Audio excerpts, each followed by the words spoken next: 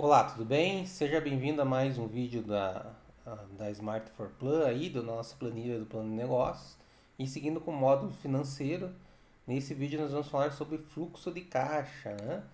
Então, o que a gente vai ver aqui? Visão geral, projeções mensais, composições de custos, ponto de equilíbrio, capital de giro, investimento inicial e aportes, se forem necessários, tá? Então, vamos para a nossa planilha do plano de negócios. Então, saindo lá da DRE, né? A primeira aba que você vai ter aqui é a do fluxo de caixa. Então, antes da gente vir para esse resumo aqui, esses dados aqui eles estão vindo desta aba aqui, vendas e custos detalhados, tá? Então, você saindo lá da projeção de marketing, dos indicadores de marketing, já começa aqui as projeções do fluxo de caixa, tá?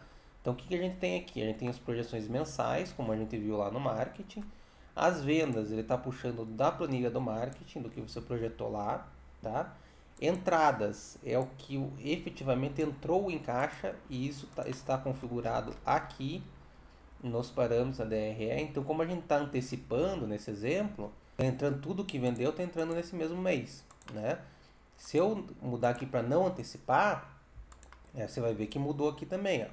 Então ele vai parcelar esse recebimento. Então vamos voltar aqui ao que estava. Então só para você entender que é para simular aquela situação do fluxo de caixa, do ciclo de caixa, né? O mais próximo possível. A questão do estoque, ele também vai seguir o que você configurar aqui, tá? Na compra do estoque. Ele está atrelado ao que vendeu no mês, tá? A gente sabe que na realidade muda um pouquinho isso. Por exemplo, você está abrindo uma loja, você vai ter um estoque inicial antes, né?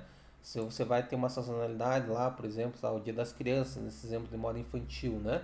Lá em outubro, aqui talvez em setembro, o teu estoque seja bem maior do que você vendeu em setembro, né? Mas para termos de simulações de cenário, a gente pode até utilizar essa forma, você considerar ali uma margem um pouquinho mais maior no teu capital de giro, necessidade de capital de giro, né?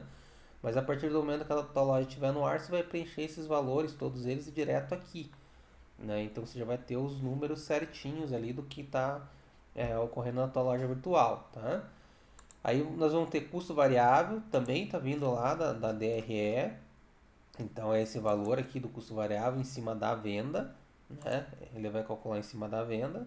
Custo fixo, ele está vindo do total aqui também da DRE, e ele está dividindo esse total por 12 meses, porque aqui a gente está olhando para um ano, né? Então, novamente, na tua loja provavelmente vai ter variações nesse custo fixo, né? Então, para termos de simulação de cenário, a gente pode utilizar essa forma. A partir do momento que você tiver a tua loja no ar, você vai preenchendo aqui exatamente quanto foi o custo fixo de cada mês, tá? Aí chegamos no imposto, que ele já é calculado com base no Simples Nacional. Então já vai calcular o percentual para você aqui, calcular o valor desse percentual em cima das vendas. E aí a gente tem o resultado, né? Das entradas, tirando estoque, custo variável, custo fixo e impostos, a gente tem o resultado daquele mês, né? Então é bem comum nos primeiros anos ficar bem negativo aqui e ele ir reduzindo isso ao longo do tempo, né? Conforme as suas vendas aumentam.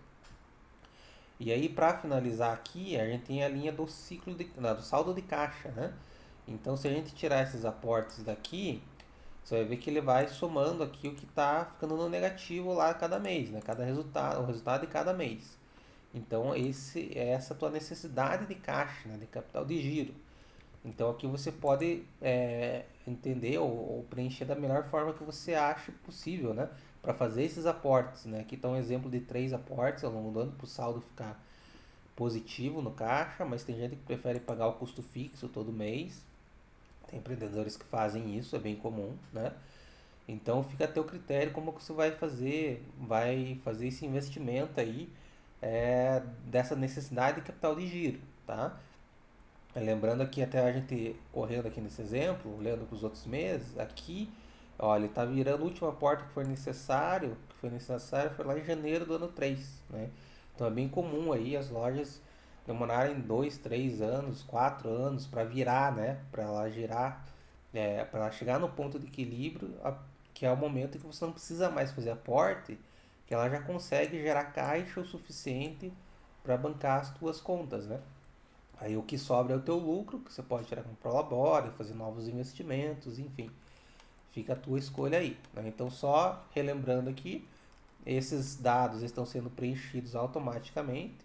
você lançou a tua loja, você vai preencher diretamente aqui para ter os dados reais e ir comparando com as projeções futuras aqui. Tá ok? Então, voltando aqui, a gente tem um resuminho da visão geral. Isso que a gente viu no fluxo de caixa, ele está demonstrado aqui no resumo por ano e pelas principais variáveis, tá? E o resultado final de cada ano olhando para o fluxo de caixa, tá? Então, antes da gente ir aqui para os outros indicadores, perceba aqui que existe uma diferença, né, no resultado de cada ano, se a gente comparar aqui no que está no fluxo de caixa com o que está na DRE, né? Então, por que essa diferença ocorre? Depende ali do como estão os teus parâmetros da DRE, né? Então, imagine uma situação seguinte, né? Aqui a gente está considerando, por exemplo, vendas, tudo que entrou naquele ano, mas imagine o Natal, né? Que você pegou num ano aqui, você não está mais antecipando, e o que vendeu no Natal você está recebendo em 3 vezes sem juros. Então você vai entrar no teu caixa no outro ano só, né? No ano seguinte. Então por isso que dá uma diferença aqui dos resultados, né? Do que é a DRE, né? Do que aconteceu naquele ano, com o que efetivamente está entrando no teu caixa, né? Então isso aqui é que você tem que se preocupar mais aí, principalmente no início da tua loja, né? Porque é o que vai exigir mais de você em termos de investimento, tá? Então uma boa gestão desse fluxo de caixa vai te ajudar a controlar melhor nessa necessidade de capital de giro até muitas vezes reduzir, né? Então seguindo aqui, a gente tem o investimento inicial, né? Então tudo que ocorrer de investimento antes da tua operação inicial ou antes da tua operação iniciar, a gente vai contar como investimento inicial. Então, setup de plataforma, consultoria, se você vai ter algum custo com estrutura logística lá, de, sei lá, reformar algum local, investir em estanque, essas coisas, como a gente viu lá em logística. Identidade visual, né? Você vai precisar de uma logo, a marca ali construída, reserva de capital de giro, então é bom você considerar uma reserva, né? Para esses primeiros, a gente já, nesse exemplo aqui está dando mais de 100, 160, né? Quase 170 mil de investimento aí. Então é bom você considerar uma reserva aí para esses meses iniciais, até depois para você fazer os próximos aportes, né? Nesse caso, a gente não vai considerar o estoque inicial aqui, nesse exemplo, porque ele já está sendo considerado aqui, né? Então, se você colocar lá como inicial, ele vai contar 2 vezes aqui. Mas, enfim, tudo que você tiver de custo antes de abrir a tua loja, né, dela começar, antes dela entrar no ar, então vai considerar como investimento inicial, ok? E aí a gente vem aqui para a parte final do fluxo de caixa, que a gente tem um gráfico aqui da composição de custos, né? Então, em cima do ticket médio nosso, nesse exemplo de 110, né? Eu tenho custo de produto de 55, tenho custo variável de 15, tenho 4,40 de imposto e o que sobra para pagar custo fixo e o teu lucro é R$ 35,33 em cima de um ticket médio de R$ 110, tá? Então é aquela nossa margem de contribuição que a gente viu aqui de 32% nesse primeiro ano, ok? Então é com base nisso que a gente vai calcular lá o ponto de equilíbrio, quanto que a loja precisa vender para que quantas vendas precisa fazer nesse valor para que o valor que sobra aqui esses 35 sejam suficientes para bancar o teu custo fixo, tá? Então essa é a definição do ponto de equilíbrio. E aqui a gente tem uma distribuição entre as áreas da empresa, né? Financeira, marketing, plataforma e logística. Então veja que marketing vai corresponder com praticamente mais de 50% aí dos teus investimentos na loja virtual, né? E depois vem os demais custos aí dependendo da tua formatação da loja, tá? Então aqui a gente tem um resuminho do ponto de equilíbrio.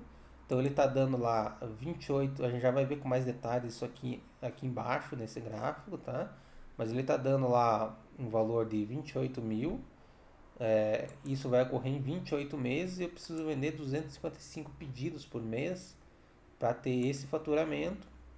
E isso vai ocorrer lá em 28 meses. Então, como a gente viu ali no fluxo de caixa, aqui, né, o último aporte foi lá no terceiro ano. Né? Então, aqui está dando 2 anos e meio ali, né? Quase 3 anos ali, mais ou menos, né? de ponto de equilíbrio, né? E está dando o capital de giro necessário aí de quase 170 mil reais, tá? Então, só até para a gente adiantar aqui do ponto de equilíbrio, né?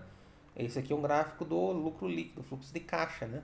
Então ele fica no negativo, em uma hora ele vira, né? Então o que ele está computando de ponto de equilíbrio aqui é esse valor aqui, ó, que está dando em 28 meses, né? Pode ser até um pouquinho mais, porque aqui você veja, ele vira em 28 meses, mas logo depois tem uma queda, né? Então você ainda vai precisar de um aporte. Então por isso que até lá no fluxo de caixa, o último aporte está lá em janeiro do terceiro ano, né? Então precisa um pouquinho a mais. Então vai correr um pouquinho mais para frente, né? Mas o valor você já pode considerar que 28 mil essa é a tua primeira meta, né? Da tua loja para ela conseguir se pagar. Então você já tem essa primeira meta definida com base no que a gente viu lá no fluxo de caixa, né? Então você pode alterar os parâmetros da DRE, alterar ticket médio, alterar tudo lá para você ver como que fica essa situação do ponto de equilíbrio, tá ok?